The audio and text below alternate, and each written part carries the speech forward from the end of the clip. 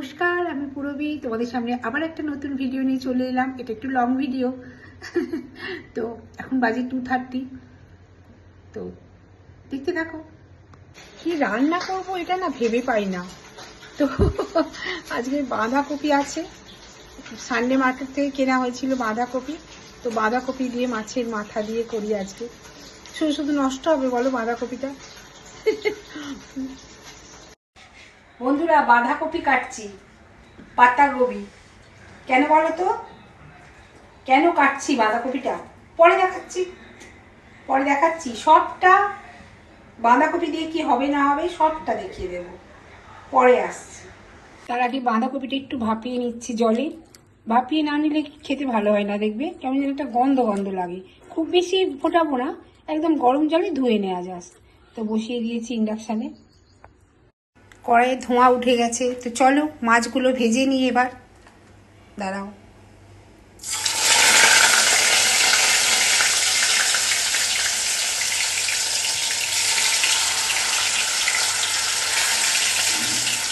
যারা ভিডিও বানায় তাদের এটা কমন ব্যাপার, কি বলো তো, কথা বলতে বলতে মাছ পুড়ে যাওয়া বা তরকারি পুড়ে যাওয়া।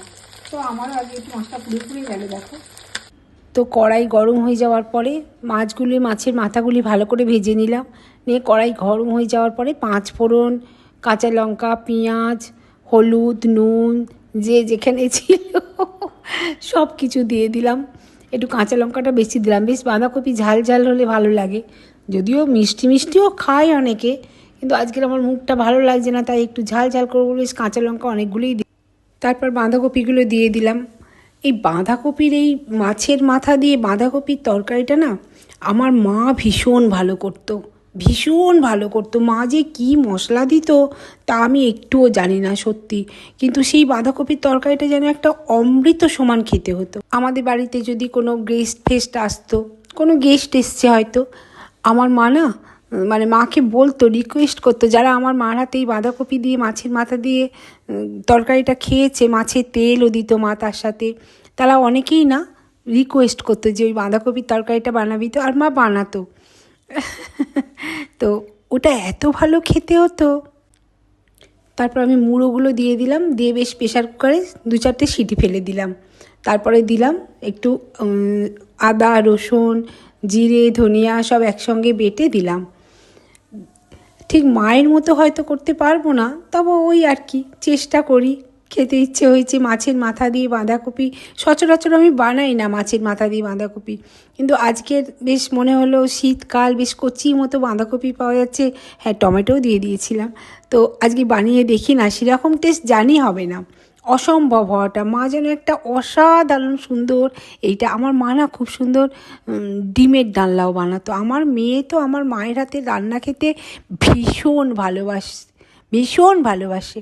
সে মানে এত ভালোবাসে আমার মেয়ে দিম্মার হাতে ডিমের ডালনা। তবে একটা কারণে মায়ের হাতে যে কোনো রান্না আমার মেয়ে খেতে খুব ভালোবাসে, ভীষণ ভালোবাসে। ওই যে বললাম ডিমের ডালনা নাকি আমার মা না আসলে এই তরকারি রান্নার শেষে কী যে একটা মশলা দেয় সেটা আমার আজও অজানা। মাকে জিজ্ঞাসা করবো এবারে বাড়িতে গিয়ে। তবে এখন তো মার শরীরটা খারাপ, তাই রান্না হয়তো আর করতে পারে না। রান্না করতে পারে না একদম তা নয়, ভালোই করতে পারে, কিন্তু করে না আর কি। বোনেরা করতে দেয় না, বোন করতে দেয় না, ছোটো বোন করতে দেয় না। তো যাই হোক, আমার মেয়ে খুব ভালোবাসে খেতে। তো দেখো গল্প করতে করতে আমারও প্রায় তরকারিটা হয়ে এলো। এবার আমিও একটু গরম মশলা আর জিরে বাটা ওপর থেকে দিয়ে দিলাম রান্নার শেষে। এই যে দেখো তরকারিটা হয়ে গেছে মাছের মাথা দিয়ে। কেমন হয়েছে এরমভাবে একদিন রান্না করে খেয়ে আমাকে জানিও সবাই কেমন হয়েছে রান্নাটা। আমার তো খুব ভালো লাগবে আশা করছি। ভিডিওটা কেমন লাগলো জানাবে কিন্তু অবশ্যই। আসলে কি বলতো, মেয়েদের না এই একটা জীবন, তাদের বিয়ের আগের যে রান্না বান্না তারা খেয়ে বড় হয় সেগুলো তারা ভুলেই যায়।